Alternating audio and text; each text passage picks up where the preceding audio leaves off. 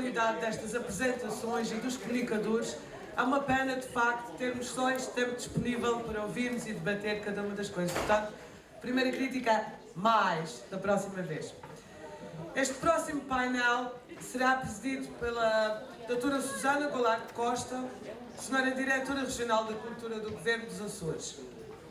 E na mesa estarão o professor Alexandre Fernandes, a doutora Catarina Melo Antunes e Alexandra Saladino, que apresentará um trabalho em coautoria com a Eunice Batista Larroque. Portanto, chamo-os à mesa, por favor, porque estamos um bocadinho apertados com o tempo.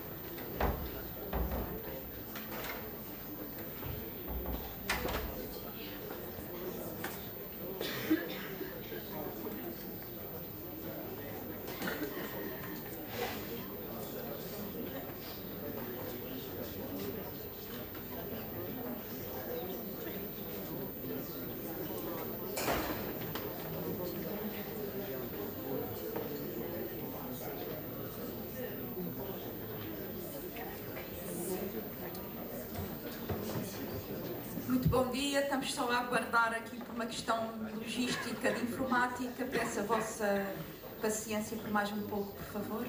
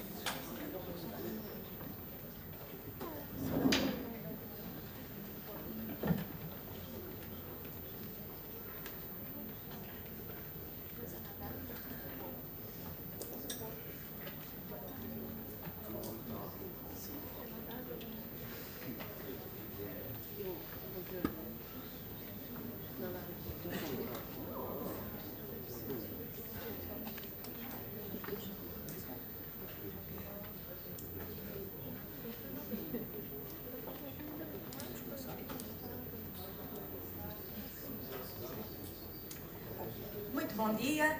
Em nome do Governo Regional dos Açores, nomeadamente através da Secretaria Regional da Educação e Cultura, do Sr. Secretário Professor Avelino Freitas de Menezes e em meu nome próprio, na qualidade de Diretora Regional da Cultura, queria cumprimentar-vos todos e agradecer também a vossa presença.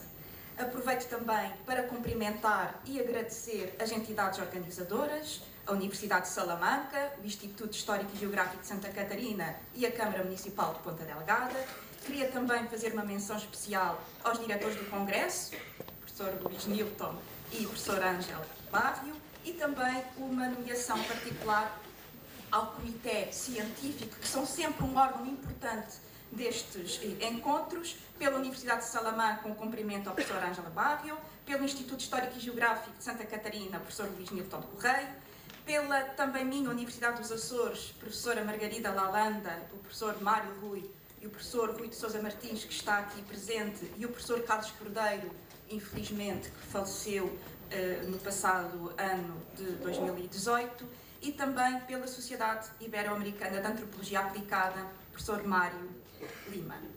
Em particular, para além destes agradecimentos, reconhecimentos e cumprimentos, queria agradecer o trabalho extraordinário que a Biblioteca Pública de Ponta Delgada está a fazer no âmbito deste congresso, como entidade anfitriã do mesmo e com um esforço imenso, não só nesta sala e na logística que aqui está, mas também queria chamar a atenção para o facto de todas estas conferências e palestras estarem a ser gravadas, ou seja, vamos ficar com um elemento de memória para partilhar depois online com todos aqueles que por diversos motivos não puderam estar aqui fisicamente presentes. Portanto, temos esta obrigação e este gosto de gravar tudo isto para que depois, no futuro, possa ficar disponível para toda a comunidade de curiosos, comunidade científica, comunidade de investigadores, mas também, para além desta componente de gravação de todas as nossas sessões, queria também chamar a atenção para a importância e a pedido da Comissão Organizadora, mas que prontamente a Biblioteca acolheu, para a bandeira do Espírito Santo que está aqui atrás de nós, que é, portanto, o logotipo do Congresso. Foi um empréstimo de uma senhora particular que emprestou à Biblioteca precisamente para este vosso e nosso evento, e, portanto, aqui também esta menção em particular, mas também ainda agradecer toda a logística que a Biblioteca Pública de Ponta Delgada encetou, nomeadamente fazendo jus ao título do Congresso, Museus, Turismo e Património, relativamente ao passeio que ontem muitos dos congressistas tiveram, creio eu, o gosto de realizar às Furnas, ao Parque Terra Nostra e à Gorriana, e que de facto fez esta ligação prática com o título e o tema-mãe deste colóquio. Portanto, eu queria agradecer muito em particular, não só a todas as entidades envolvidas, mas muito em particular à minha, à nossa, à vossa Biblioteca Pública, Doutora Madalena São Bento. É uma honra trabalhar consigo e, por favor, estendo os meus agradecimentos e o privilégio que tenho em trabalhar com toda a sua equipa.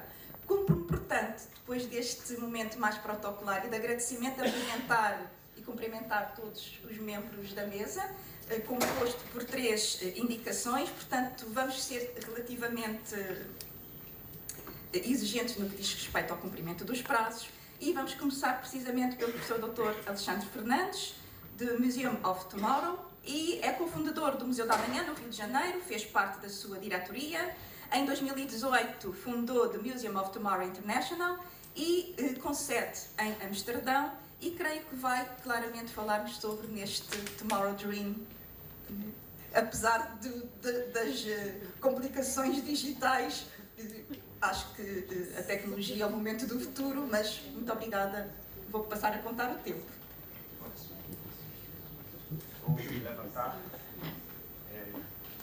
Talvez tentar falar sem microfone, porém elevar meu timbre de voz para vocês entenderem um pouco. Peço desculpas pelos problemas técnicos que tivemos. Tecnologia é maravilha quando funciona e quando não funciona. Mas agora temos a apresentação. Antes de mais nada, eu queria levá-los ao Rio de Janeiro. Eu fiz essa apresentação ontem na Câmara Municipal, aqui em Ponte Delgado. Queria agradecer ao professor Luiz pelo convite e a todos os congressistas.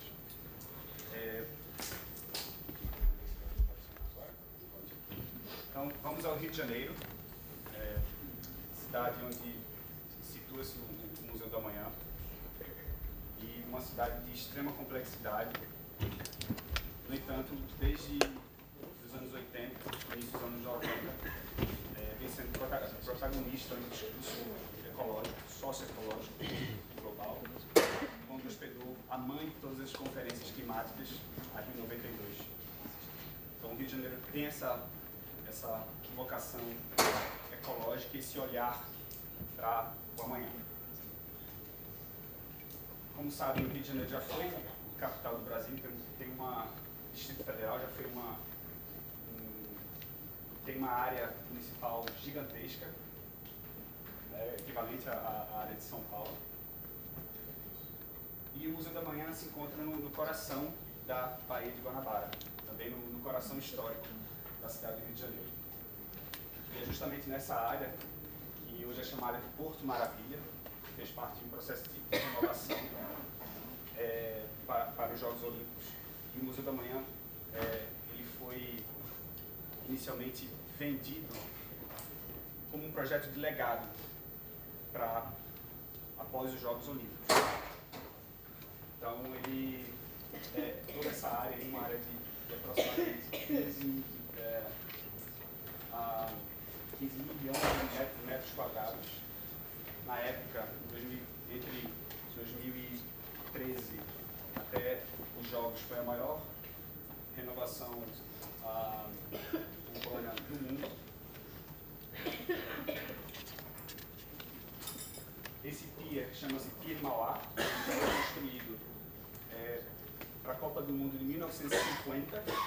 No entanto, foi construído para receber os navios cruzeiros que vinham para assistir a Copa do Mundo, mas na verdade nunca foi usado para este fim, já que o pier não era forte o suficiente para a atracação dos navios.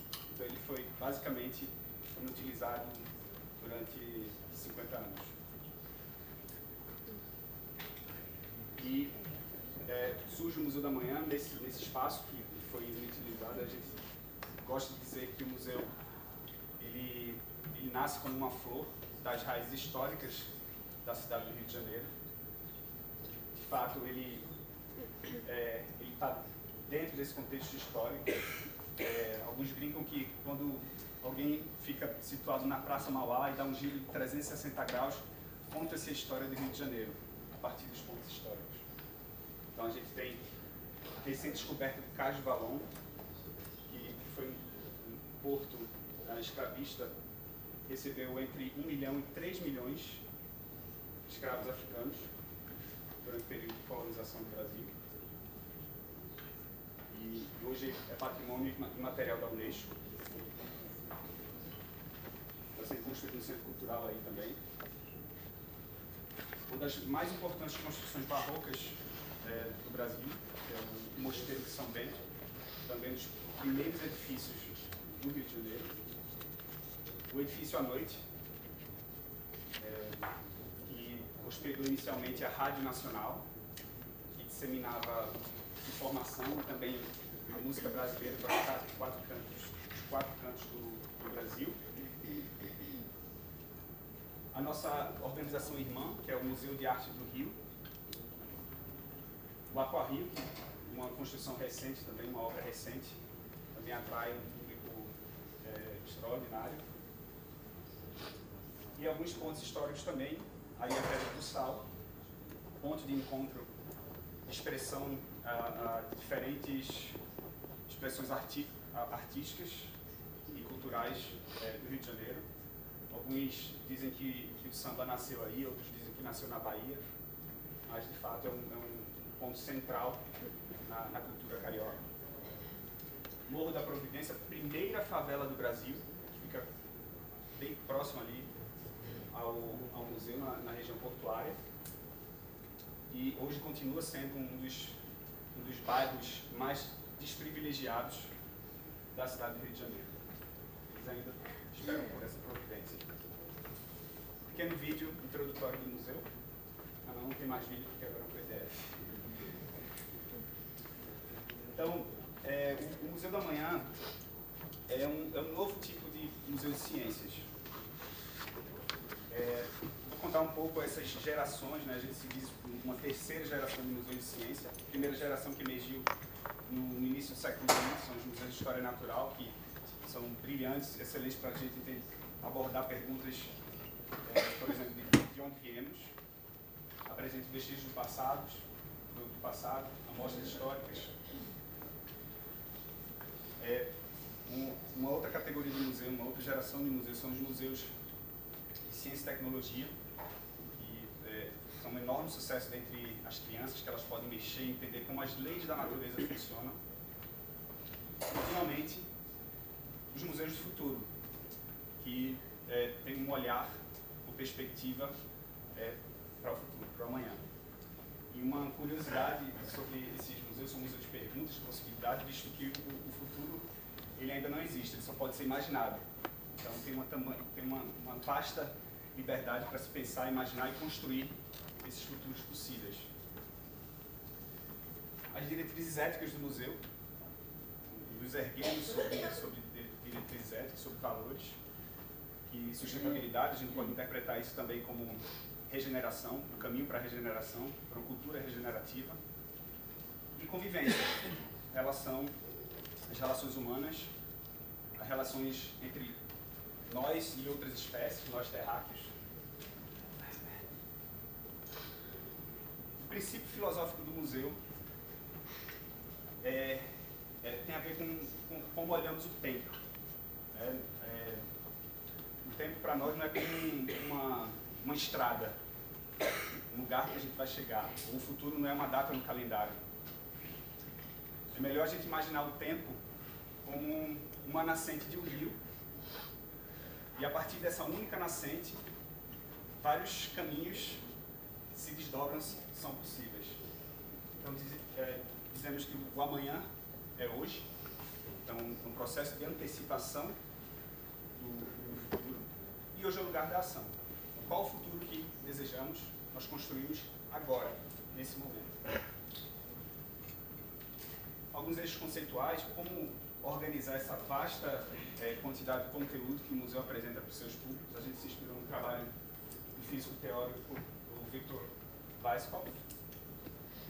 Basicamente, eu não sou físico teórico, vou tentar explicar isso aqui, mas basicamente a gente divide entre dois polos esses eixos, entre ciências cósmicas, que é o polo da unidade, que atinge o pico de complexidade no meio do estudo das ciências cósmicas, e as ciências da Terra, as ciências terrestres, o polo da pluralidade. Então, o conteúdo do museu ele é apresentado dentro desses dois espectros, de pluralidade e unidade.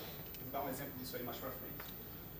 E a arquitetura, como vocês viram no edifício, ele foi inspirado por uma flor de bromélia, que o Santiago Calatrava, arquiteto espanhol, se inspirou. E ele iniciou isso aí com trabalhos artísticos de aquarela, na verdade. E a partir dessa noção da bromélia, o projeto do museu foi desenvolvido. E, de fato, é um grande sucesso, visto que muita gente, quando o museu foi lançado, foi um grande trabalho de mídia que foi feito. As pessoas não sabiam exatamente o que encontrar lá dentro, se era museu de ciência, se era museu de futuro, ia chegar lá dentro e ver carros voadores, bicicletas voadores, mas na verdade é um museu de sustentabilidade. Mas, de fato, esse edifício ele atrai muita gente que está curiosa para entender o que é aquilo. Quando a gente fala da museografia, da cenografia, de como apresentamos e organizamos o conteúdo, a gente se inspira em música. Música é energia, música tem cadência, tem momentos de intensidade, de tranquilidade. Professor Alexandre, tranquilidade. Ótimo, perfeito, eu estou bem. Obrigado.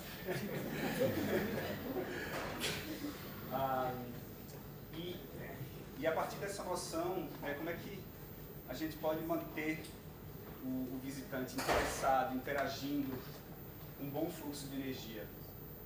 E a partir dessa noção, foi que a exposição principal do museu ela foi concebida.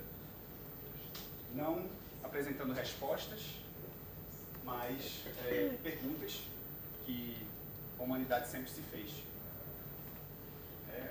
A evolução cósmica, as dimensões da nossa existência, a época em que vivemos hoje, o que é que isso representa,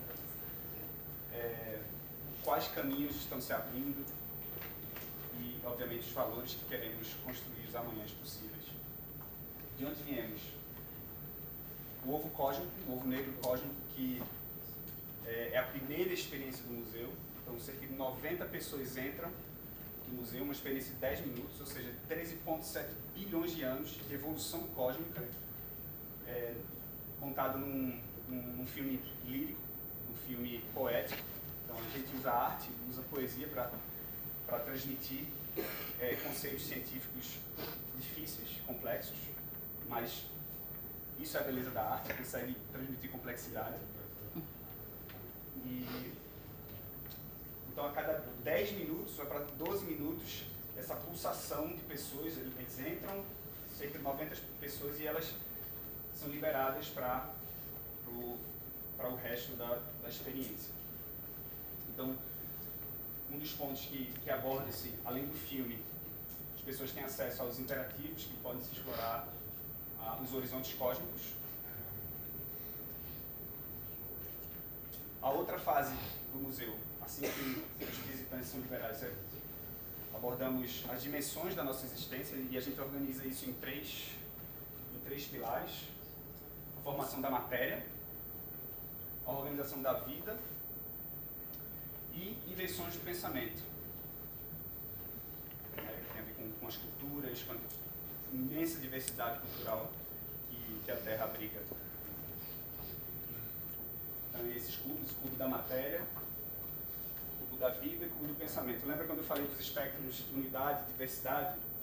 Então, o que está fora do cubo representa aspectos de unidade, somos todos terráqueos, nossa casa é a Terra, então são 180 imagens aéreas da Terra para mostrar isso aqui é a nossa casa. Quando entra assim nos cubos, são aspectos de diversidade. Então, mostrar que tudo na Terra está em movimento, é um fluxo, é um sistema. No cubo da vida, aqui são códigos de DNA. Então, a estrutura da vida, existe uma certa estrutura da vida e ela se caracteriza pelo DNA. Porém, dentro, a gente que mostra a imensa diversidade. Nesse caso, a biodiversidade em que as pessoas estão inseridas, que é o bioma da floresta atlântica, da Mata Atlântica. Então, transmitir essa mensagem que nós, o animal humano, ele faz parte de um ecossistema.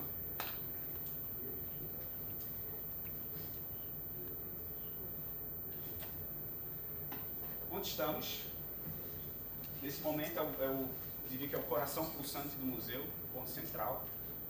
E, inclusive, a sonografia ela é bem impactante para mostrar a cadência do desenvolvimento escolhido é esta. Saímos do Holoceno, estamos entrando no Antropoceno, e mostrar que nos últimos 70 anos transformamos mais o planeta Terra do que em toda a existência do Homo sapiens. Ou seja, 300 mil anos de existência do Homo sapiens, nos últimos 70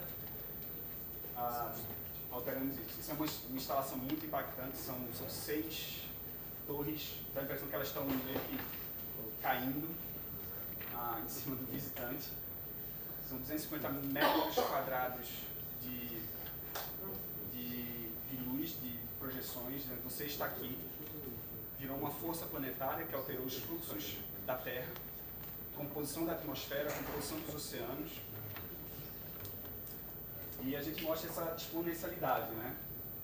E a intenção aqui é de mostrar, olha, essa forma de ler o mundo, tudo que a gente quer é crescimento, né? Crescimento exponencial. Gráfico em 2 dimensões, melhor assim para vocês verem. Gráfico em 2 dimensões e sempre subindo. Queremos crescimento, tudo. E... Gráfica em 5 dimensões? Sim, muito bem. Então a gente tenta também criar um novo vocabulário para esses novos tempos que estão chegando. Em vez de falar crescimento, florescer na teia da vida, florescer na rede da vida, é um possível caminho. Aqui tem uma animação, aqui não vai dar para mostrar, mas é para mostrar que no imaginário de muita gente, a Terra, a gente vê a Terra, né, como essa esfera magnífica, e é mesmo. E nessa animação mostra justamente como extrapolamos as fronteiras planetárias e o nosso impacto pode ser notado de fora do espaço. Com milhões de objetos, lixo espacial que é produzido por nós. Para onde vamos? Essa etapa a gente começa a explorar possíveis amanhãs, possíveis caminhos, com base na noção do antropoceno, base em estatística, né? Por exemplo, mapeamos 6 macro tendências que vão moldar, que estão moldando a nossa relação socioecológica e planetária. Mudanças climáticas extremas, isso está acontecendo hoje, a gente está vivendo isso. Alterações na biodiversidade, cerca de 60% de toda a biodiversidade terrestre foi acabada desde os anos 70. Então temos 70% menos diversidade do que tínhamos há 70 anos atrás. Crescimento populacional e longevidade, viveremos por mais tempo e seremos mais. 10 bilhões, estimativa para 2050. Eu não vou falar todos, senão vou perder o tempo. Como queremos ir? São os valores que o museu reafirma. A forma de olhar o futuro também tem a ver com como a gente olha o passado. Quais são as histórias, as narrativas que foram ignoradas. A partir do momento que você escolhe uma história, você termina silenciando outras. Então, a gente também faz uma pesquisa de resgatar histórias que não foram contadas. E, até para receber o título de museu, a gente tem um objeto físico, como, não sei se eu mencionei, mas o museu, toda a experiência dele é meio que toda digital, permite que a gente esteja o tempo todo atualizando esses conteúdos. E é o Xuringa. O Xuringa ele representa um objeto milenar da cultura aborígene australiana que representa a conexão entre passado e futuro. Eles acreditam que o tempo não é linear, tanto o passado como o futuro, eles influenciam as nossas decisões de presente. Então, uma visão muito sábia de como encarar isso. E o museu se vê como esse Turinga do século XXI, conectando passado e presente, deixando que as influências e desejos e expectativas do futuro também moldem a forma como a gente toma as decisões hoje. E ele funciona como um organismo vivo. Tem a IRIS, que é o sistema de metabolismo do museu, um sistema tecnológico que permite que os visitantes interajam com o conteúdo, mas que também permite que o museu veja como funciona esse metabolismo, utilizando a inteligência artificial. Hoje essa inteligência artificial consegue estabelecer um diálogo socrático com o visitante, perguntando os porquês, por que a expectativa dele, o desejo dele para amanhã é aquele, e faz uma relação desse desejo, dessa expectativa com iniciativas no mundo inteiro que desenvolvam resiliência climática, protejam a vida selvagem vulnerável e restauram equilíbrio de ecossistemas e comunidades de vulnerabilidade. O observatório são as antenas do museu, que se conecta com a NASA, com centros de pesquisa no mundo inteiro, com diversas universidades, interpreta esses dados e a gente consegue colocar isso à exposição. O laboratório são as mãos, então é o centro de prototipagem e de engajamento de público, então o público participa desse processo de prototipagem, desenvolvimento de exposições no museu, utilizando tecnologias exponenciais e tecnologias também que não são usadas mais, mas que no passado fizeram a diferença.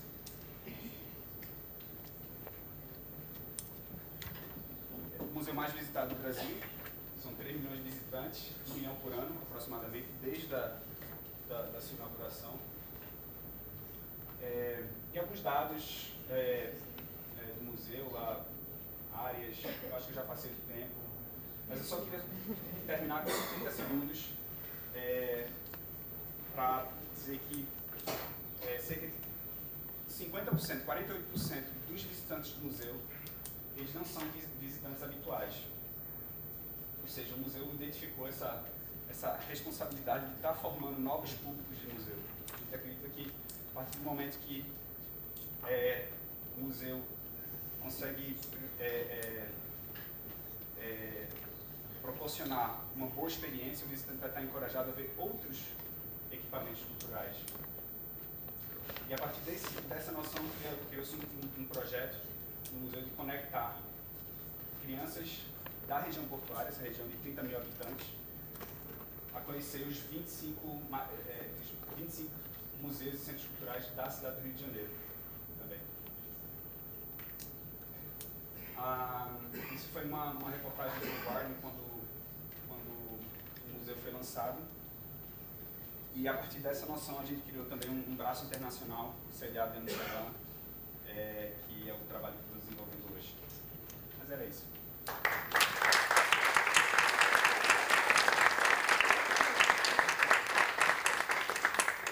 Doutor Alexandre, muito obrigada e desculpa a minha matematização dos tempos.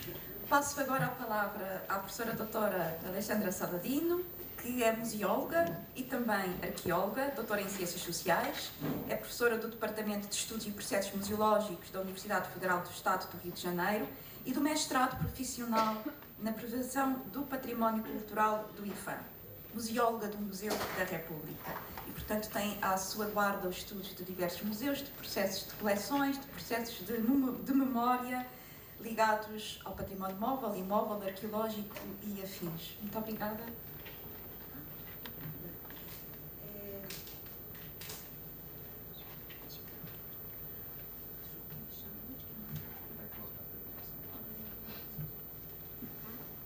Vai falar sobre o Museu de Arqueologia de Itaipu. Antes de mais nada, bom dia a todas as pessoas presentes no auditório. Agradeço imensamente a confiança, a acolhida generosa do professor Luiz e de toda a equipe que organiza esse evento. E Bom, agradeço também em nome a minha colega e amiga Eunice Batista Laroque, que infelizmente não pôde estar presente conosco. E, bom, enfim, sem delongas, vou passar agora para a estrutura da minha apresentação, que será publicada em breve, né? O paper vai seguir essa estrutura. Este é o resultado, e também peço imensa desculpa por ler a apresentação, mas de acordo com o apertadíssimo da hora, melhor me ater ao que eu li, porque eu tenho mestrado em digressões também. Este é o resultado de reflexões e articulações de colegas e parcerias do Instituto Brasileiro de Museus, que não acabou, felizmente, a medida provisória foi revogada recentemente, então não teremos, pelo menos por enquanto, a Agência Brasileira de Museus. Bom, então seguimos com o IBRAM. E também da Rede de Museus e Acervos Arqueológicos, da qual eu coordeno, uma rede criada em 2008, com o objetivo de trocar informações e experiências no campo dos museus e acervos arqueológicos, ampliar o espaço de discussão sobre os temas relativos à preservação dos bens arqueológicos, numa perspectiva que parte da área de interseção entre arqueologia, conservação e restauro e museologia, e ainda propor ações que possam contribuir para com o trabalho das organizações formais de proteção dos bens arqueológicos musealizados ou passíveis de musealização. Nosso objetivo aqui neste momento é apresentar as estratégias de ação integrada do Museu de Arqueologia de Itaipu e as comunidades em prol do patrimônio cultural e natural da região nestes tempos marcados pela especulação imobiliária, degradação do meio ambiente e homologação das medidas provisórias 850, infelizmente revogada, e a 851, que está correndo, que dispõe, respectivamente, sobre a extinção do IBRAM e a criação da agência, e ainda sobre a criação dos fundos patrimoniais para o setor museológico.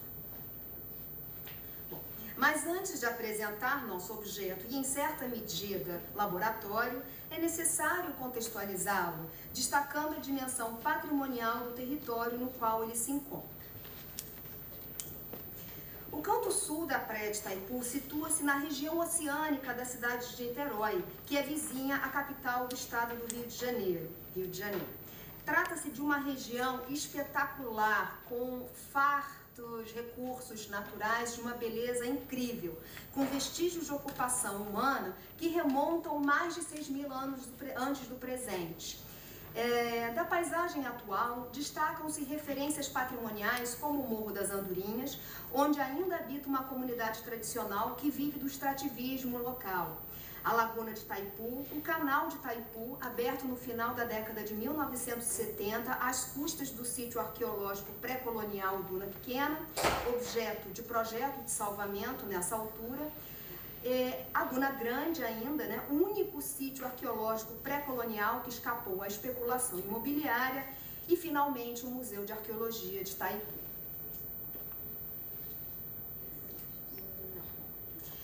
O Museu de Arqueologia de Itaipu situa-se nos remanescentes do recolhimento de Santa Teresa, edificação construída no século XVIII pela Ordem Terceira do Monte do Carmo para acolher mulheres que ousavam transgredir as normas sociais vigentes, como, por exemplo, solicitar divórcio de seus maridos, acusações de adultério, prostituição, desobediências em geral. Foram encontrados registros de sua atividade até a primeira metade do século XIX. Não sabemos ainda quando foi desativado, não foi encontrado seu livro de portaria, tampouco nenhum documento direto. Registros de suas atividades são encontrados em fontes secundárias relacionadas, como registros policiais e cartas aos vice-reis solicitando o depósito de mulheres nessa região tão afastada do centro da então província Rio de Janeiro. Então, os remanescentes. Entretanto, o registro da ocupação humana, cuja subsistência pautava-se na pesca, remonta, como eu disse, a mais de 6.000 anos. No século XIX, também havia uma colônia de pescadores na região. Seus descendentes sobrevivem à pesca industrial e à especulação imobiliária atual, utilizando-se do patrimônio como estratégia de sobrevivência e de permanência. No século XX, algumas famílias de pescadores aproveitavam da robustez da estrutura do recolhimento para erigir suas moradias. Outras construíram no entorno das ruínas. Todas estavam sob ameaça, pois a especulação imobiliária agia sobre a região já na primeira metade do século XX. Nessa altura, foi loteada a Duna Grande e procurou-se pelo proprietário da ruína para comprar o terreno.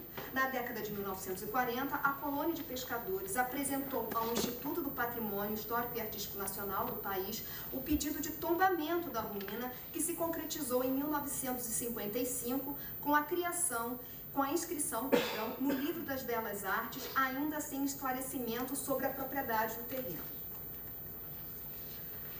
Procedeu-se, então, à consolidação da ruína, que foi tombada enquanto tal.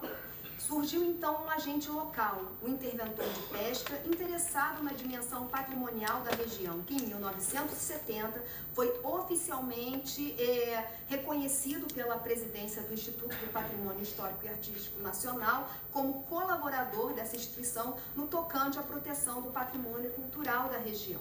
Esse senhor, Hildo de Melo Ribeiro, passou então a fiscalizar os usos da Duna Grande, coletar material arqueológico que aflorava na superfície por conta da ação do vento e das intervenções antrópicas também, bem como proteger a ruína tombada. Em 1977, o IPHAN criou um museu regional nessas ruínas como estratégia de proteção do patrimônio cultural da região. O núcleo duro do seu acervo foi constituído da coleção de material arqueológico colecionado pelo interventor de pesca, bem como a própria Duna Grande, considerada extensão do museu. O museu foi concebido por Edgar Jacinto, arquiteto da fase heróica do Instituto do Patrimônio, em consonância com os fundamentos mais atuais da museologia e do patrimônio, notadamente a vocação educativo-comunicativa, a relação com as comunidades do entorno e suas memórias e o papel dos museus no turismo, no qual o patrimônio cultural é efetivamente, concretamente, protagonista. Desde então, esse museu regional do IPHAN, que desde 2009 incorporou-se à estrutura do Instituto Brasileiro de Museus, quando essa autarquia vinculada ao recentemente extinto Ministério da Cultura, foi ligada, desenvolve com a estrutura deficitária e precária da área cultural dos nossos tempos, mas há grande esforço por parte da equipe reduzida de técnicos que compõem o quadro funcional, um conjunto de ações museais com vistas à preservação do patrimônio integral da região. Esse objetivo tornou-se ainda mais forte a partir de 2010, quando a instituição logrou estreitar os laços com as comunidades do entorno, especialmente os pescadores tradicionais, desenvolvendo programas educativos de cariz patrimonial, enfatizando a dimensão arqueológica e as memórias coletivas da região e ainda a dimensão socioambiental. Podemos então destacar as atividades culturais relacionadas à paisagem, a realização de um inventário participativo, em breve publicado, lançado, um verdadeiro levantamento de memórias e personagens e saberes da região, as ações nas escolas e as parcerias interinstitucionais em prol da preservação do patrimônio integral sob permanente ameaça. E aqui, enfim, alguns registros dessas diversas ações que o museu, com um grande esforço da sua equipe, consegue realizar. As relações entre o museu e as comunidades do entorno têm seus altos e baixos, como toda e qualquer relação. Entretanto, a instituição e as pessoas refazem e estreitam seus vínculos, arquitetando estratégias de sobrevivência à medida que as ameaças se apresentam. É possível perceber isso no próprio processo de tombamento da sede do museu, na permanência do viés arqueológico, quando se vê um movimento de alterar o perfil do museu, enfatizando o seu viés socioambiental, e a comunidade votou por não excluir, mas por trabalhar ambas as perspectivas, ou seja, a dimensão arqueológica e a dimensão socioambiental do museu, e mais recentemente, na luta em prol da proteção da Laguna de Itaipu, o caso que queremos destacar aqui, pois... Obrigada. Eu acho que vai dar tempo.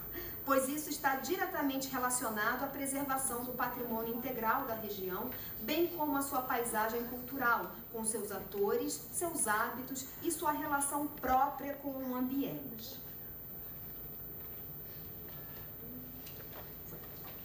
Com a criação do Parque Estadual da Serra da Tiririca, em cujo perímetro encontra-se o Museu de Arqueologia de Itaipu e a Bona Grande, a atuação do museu amplificou-se. Participa de diversas organizações. Aqui podemos observar espacialmente a relação entre o museu e a comunidade de pescadores tradicionais de Itaipu, onde destacamos a sede, mas o registro também expõe as residências de alguns desses atores, que já na década de 1990, diante da especulação imobiliária, a maioria vendeu os seus lotes para pessoas de fora, forasteiros, que construíram suas casas de classe média e classe média alta, interferindo na paisagem de forma aguda. Não será possível passar todo o vídeo. Tem um vídeo, espero que dê tempo, mas eu acredito que não. Mas eu gostaria de trazer algumas das imagens da Laguna de Itaipu, já em processo de assoreamento, que agravará sensivelmente, se for a termo, o projeto de construção de um condomínio, que atingirá a pesca artesanal praticada atualmente, na verdade praticada há cerca de 200 anos pelos antepassados dos pescadores tradicionais de Itaipu. Vale destacar que do movimento para salvar a Lagoa de Itaipu, destaca-se a atuação irradiadora e sinérgica do Museu de Arqueologia, que estende suas relações e parcerias para além da comunidade de pescadores, estimulando a ação dos moradores da região oceânica de Niterói como um todo, ou seja, atingindo também os moradores das classes média e classe alta.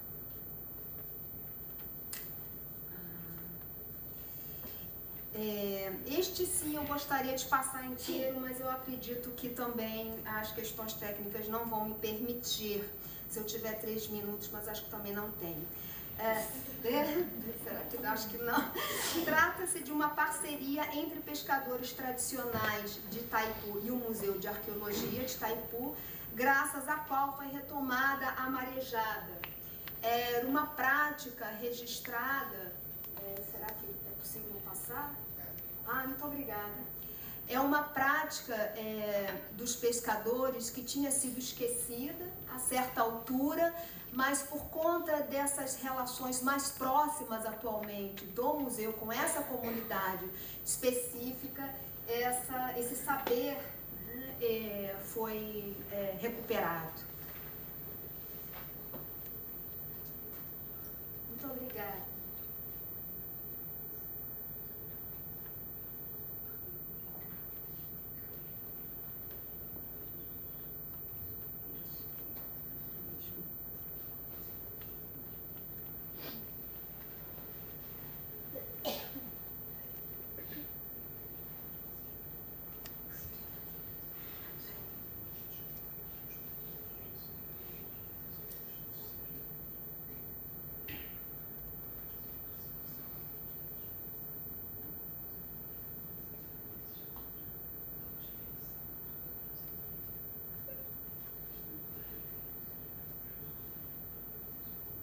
Sem som, mas não faz mal, o importante é ter o registro para observar a beleza da região. A região oceânica de Niterói tem uma vista espetacular da cidade do Rio de Janeiro. E aí estão as canoas construídas com troncos de madeira, são unidades únicas.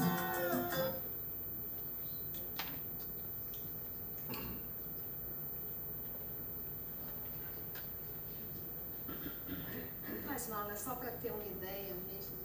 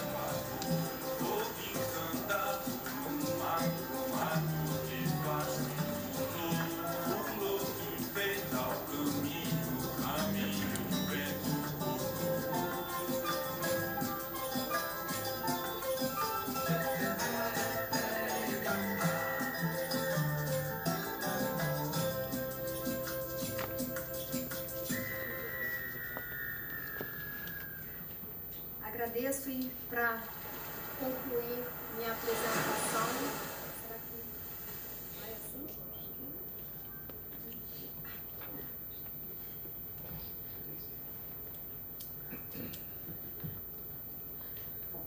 Para concluir, finalmente. À guisa de conclusão, gostaria de tecer algumas ilações referentes aos desafios do Museu de Arqueologia de Itaipu, que este século XXI, com aquecimento global, pesca predatória e industrial, especulação imobiliária, gentrificação e agenda de governo que não prioriza a educação, a cultura e o bem-estar da população mais carente. São muitos os desafios que avistamos em nosso horizonte. Muitas as incertezas sobre o futuro da cultura e do patrimônio a curto e médio prazos, flexibilização do licenciamento ambiental, demarcação de terras indígenas atribuída ao Ministério da Agricultura e muitas outras medidas que põem em risco a diversidade cultural do país, manifesta nas memórias e nos patrimônios das comunidades. No seio de uma autarquia que ainda não tem seu destino traçado, já tem pelo menos por enquanto, há pouco vinculada a um extinto ministério, o Ministério da Cultura, cotidianamente pensamos e agimos sem perder de vista que para resistir é preciso sobreviver. Compreendemos que a sobrevivência e a resistência estão na parceria, na arte, na resiliência. No caso do Museu de Arqueologia de Itaipu, percebemos claramente a relação simbiótica entre museu e comunidade do entorno, especialmente os pescadores tradicionais, que veem no patrimônio a forma de resistir e permanecer no território com suas memórias e as suas práticas. Já dizia o poeta e museólogo brasileiro Mário Chagas, que um museu que não serve à vida não serve de nada. E um museu, para servir de algo, precisa assumir a sua dimensão política.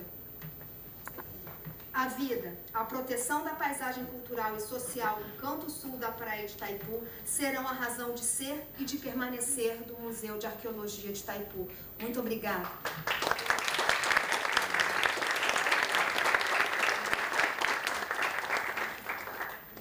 O vídeo fez-me recordar, inspirando-me na máxima ali do Eixo, que qualquer semelhança com a realidade é pura coincidência, mas se calhar a muitos de vós fez-me lembrar os botes baleeiros. O professor Rui Martins vai apresentar uma comunicação a isso, do ponto de vista tecnológico construtivo. Sei que não tem nada a ver, mas de facto fez-me recordar. Queria agradecer à professora Alexandra e estender, por favor, os agradecimentos à sua colega, a doutora Eunice Batista.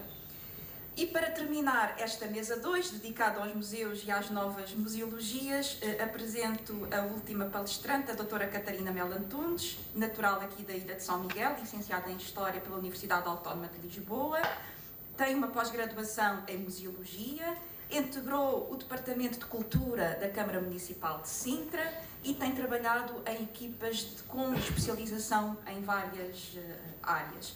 Atualmente faz parte da minha equipa, é funcionário do Museu Carlos Machado de Ponta Delgada e tem a seu cargo a gestão da coleção do mobiliário civil, tendo sido curadora da exposição Imagem, Identidade e Turismo, que teve lugar precisamente no Museu Carlos Machado.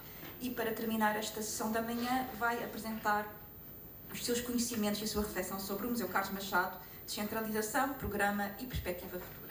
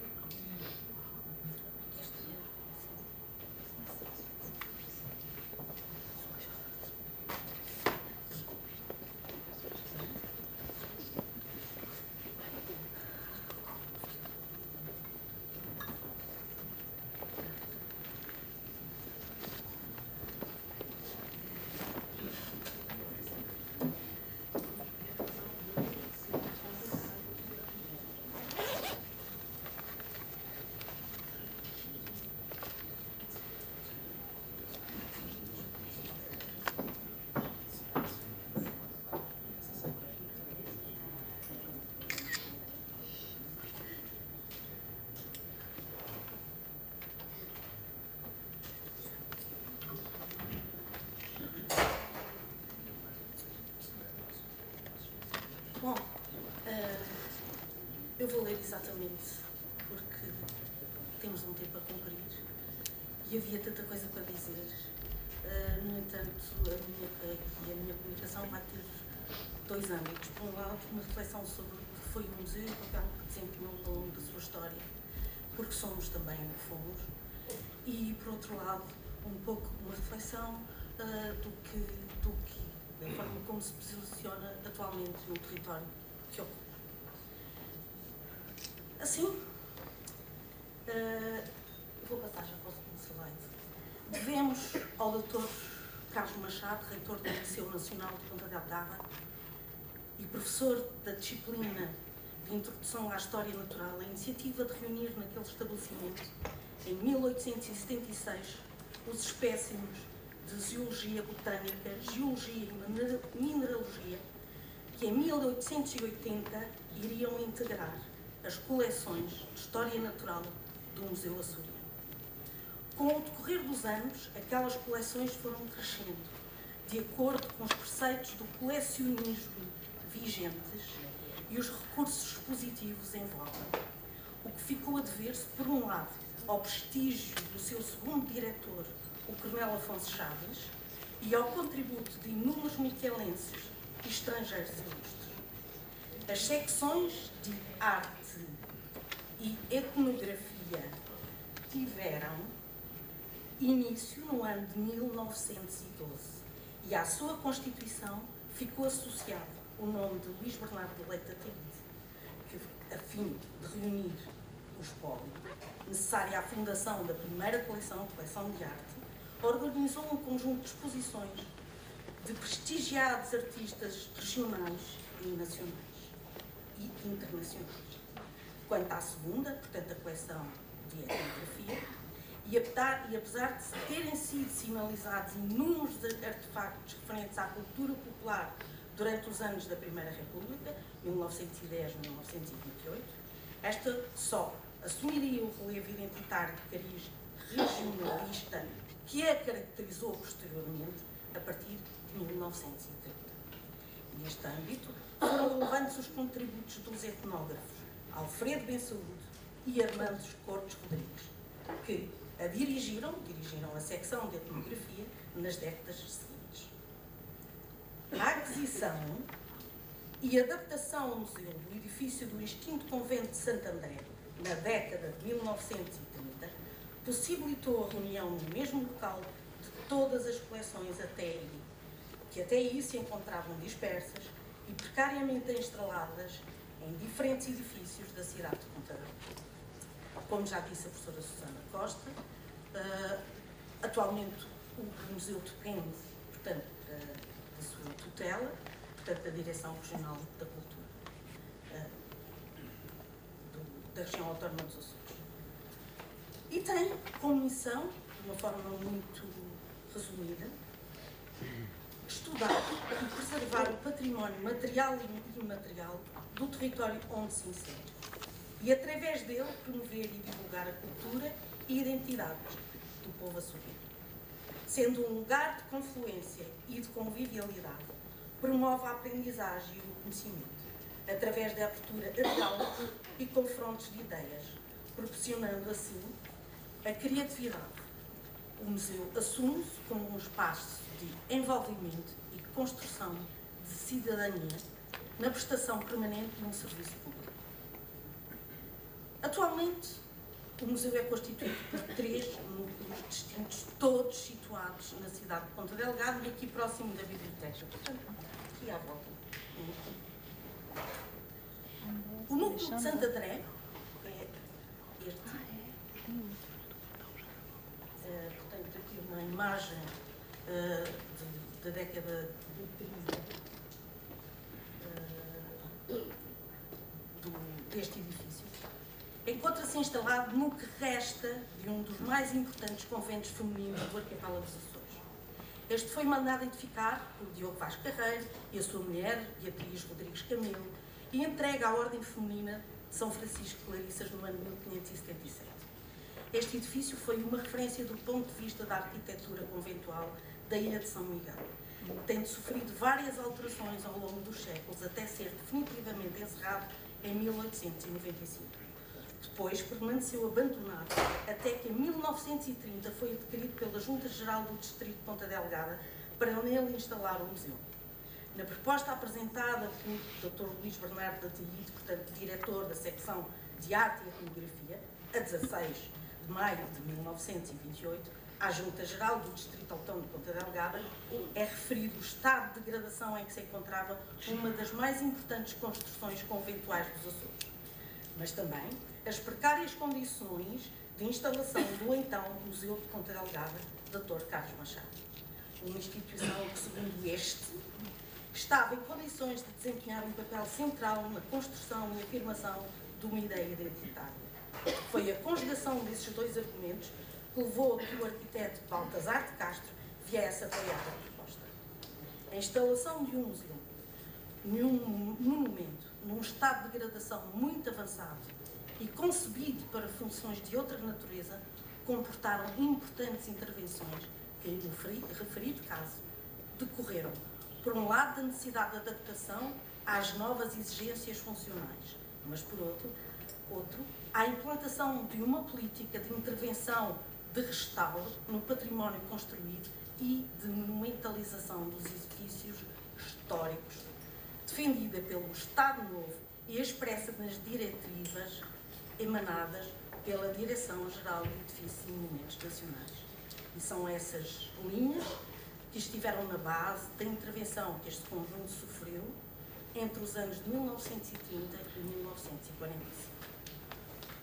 As coleções foram, então, espacialmente distribuídas de acordo com a persecução de uma hierarquia valorativa de cariz regionalista e propósitos identitários. E no piso terra destacava-se a etnografia regional e no primeiro piso as coleções de arte e história natural. Contudo, e apesar de ter sofrido alterações positivas ao longo dos anos, manteve a mesma estrutura organizativa até 2006, quando encerrou à espera de uma reformulação profunda que ainda se encontra por concluir. Reabrimos parcialmente em 2016, disponibilizando ao público um percurso expositivo, evocativo da memória do convento. Portanto, é um dos aspectos do percurso que se pode fazer no museu. Que o visitante poderá apreciar ao percorrer o claustro, a antiga portaria, os parlatórios interiores e exteriores, a sala da roda, a igreja, com os seus característicos coros alto e baixo, e parcialmente um dos torreões. Além deste circuito, sugerimos a visita à exposição de longa duração das coleções de história natural. Estas refletem, como já referi, o pensamento naturalista e, apesar das vicissitudes do tempo, mantiveram, quer no tratamento dos espécimes, como, por exemplo, na exposição de espécimes pela taxidermia, e na sua organização sistemática, peixes, aves, mamíferos, invertebrados, rochas, minerais, répteis e no herbário, as características dos museus de ciência oitocentistas. As coleções de zoologia, botânica, geologia e mineralogia, ali patentes, encontram-se intimamente relacionadas com a fundação do Museu Açoriano em 1880 e refletem a mentalidade naturalista da época e o empenho pedagógico e científico do seu fundador, como já referiu o Dr. Carlos Machado, e de muitos outros que com ele participaram neste visionário projeto. Estas incluem também exemplares provenientes de diferentes partes do globo, apesar de predominarem os espécimes açorianos, o que testemunha a estreita relação desta instituição com os coletores amadores de outras ilhas dos Açores e com membros da comunidade científica internacional. A museografia adotada quando da sua reabertura em setembro de 2016 manteve, apesar da introdução de tabelas interpretativas e de uma recriação do ambiente subaquático, o vitrinismo e o horror ao vazio que ao longo de mais de um século caracterizaram aquela exposição. A breve trecho, e ainda no núcleo de Santo André, o visitante poderá vir a apreciar uma exposição de longa duração destinada a homenagear o povo micalense e as suas vivências culturais e sociais num percurso que cronologicamente abrangerá 5 séculos de história. Para tal, recorremos a um conjunto de artefactos e de objetos artísticos e históricos que integram as diversas coleções do Museu Carlos Machado. Agora, um núcleo de arte sacra. São 2 postais divulgativos deste monumento. Este é, portanto, o núcleo de arte sacra, encontra-se instalado na igreja do Colégio dos Jesuítas desde 2006. A companhia, portanto, a Companhia de Jesus, expandiu-se nos Açores, fundando colégios em diversas ilhas do arquipélago, nomeadamente na cidade de Ponta Delgada no ano de 1591.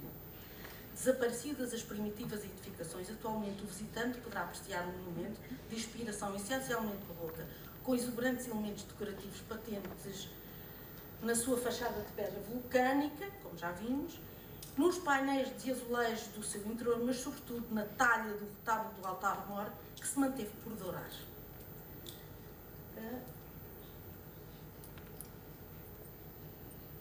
Apesar da monumentalidade da igreja, esta ficou destituída de parte dos seus bens e das suas alfaias religiosas depois da expulsão dos jesuítas no ano de 1760. Do acervo artístico em exibição na galeria, na nave e na sacristia, destacamos diversas pinturas provenientes do espólio dos jesuítas, nomeadamente a Coroação da Virgem de Vasco Pereira Lusitano e as obras atribuídas a Bento Coelho da Silveira, pintor régio de Dom João V. Este núcleo possui ainda uma galeria atualmente destinada às exposições temporárias. O núcleo de Santa Bárbara, que é este, encontra-se instalado num edifício de um antigo recolhimento fundado no século XVII. Nele viveram freiras da Ordem de Santo Agostinho e mulheres que, sem professarem e sem grandes recursos, estavam afastadas da vida secular. A fisionomia do conjunto edificado manteve-se até à década de 1980, sendo então reconvertido para nele se instalarem os serviços administrativos e técnicos do museu. De acesso público, possui 2 galerias de exposição e a igreja do primitivo recolhimento. No próximo mês de abril, iremos ali reabrir, reformulada, a exposição de longa duração dedicada ao escultor michelense Canto da Meia. Esta deverá incluir diversa documentação e iconografia referente à vida e obra do escultor, com trabalhos em bronze, gesso, terracota, entre os quais destacamos a composição em bronze, o Hino do Amor, que se encontra visível no exterior do edifício, que é esta. Além de um programa de exposições temporárias relacionado muito com o ambiente ou o meio onde o museu se situa, portanto há uma interligação grande entre as preocupações dessa comunidade com as exposições que promovemos no museu. O museu dispõe de um serviço educativo com uma forte atuação junto da comunidade escolar e uma carrinha, o Museu Móvel. Desde 2008 leva às populações conhecimentos acerca dos acervos do museu. De igual modo, recolhe junto destas saberes e experiências. Atua no território como um instrumento dinamizador com vista à sinalização e preservação do património material e imaterial da Ilha de São Miguel. Nas palavras do diretor, o Dr. Duarte Mel, o Museu Carlos Machado vive do seu território e a ilha abraça-o. Com a vida e a mobilidade própria de uma instituição mais que centenária ao serviço da sociedade, o Museu Carlos Machado incorpora na sua missão valores de singular força, e são palavras do Dr. Duarte Mel, capazes de tecer com os públicos um pacto na defesa da memória e do património. Falo como quem desenha no chão uma palavra cheia de ternura, uma palavra sonora e perceptível que, através do fulgor do conhecimento, reafirma a gramática da inclusão. A equipa do património imaterial tem tornado visível um projeto que traz consigo a semente da mudança. 7 cidades, é um exemplo do projeto desta equipa. 7 cidades para além da paisagem, apresentou-se como um projeto pedagógico que, a par com o Museu Móvel, procurou, junto das populações, sensibilizá-las para as potencialidades do desenvolvimento local, que deverá ser inclusivo e harmónico, sem cair em qualquer tipo de tentações hegemónicas. Acreditamos que é possível quebrar o ciclo da pobreza, envolvendo as pessoas através da cultura. A redescoberta de valores identitários são fatores determinantes para a sedimentação da democracia e do desenvolvimento das populações. Somos um museu de território, de vizinhança e de afetos. Tenho dito.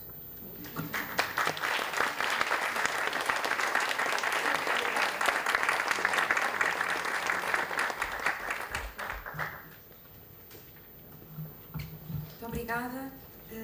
Estava a tentar encontrar o professor Luís Nilton, a saber se haveria alguma disponibilidade para alguma questão, mas também devido ao adiantado da hora, calculo que não, mas queria só... Não. A questão é o almoço. Então, não, eu só queria agradecer naturalmente esta diversidade de reflexões que já foram até antecedidas pela mesa anterior. Agradecer a presença de todos, a continuação de excelentes trabalhos nesta tarde e amanhã, e muito obrigada pela vossa presença. Boa tarde a todos.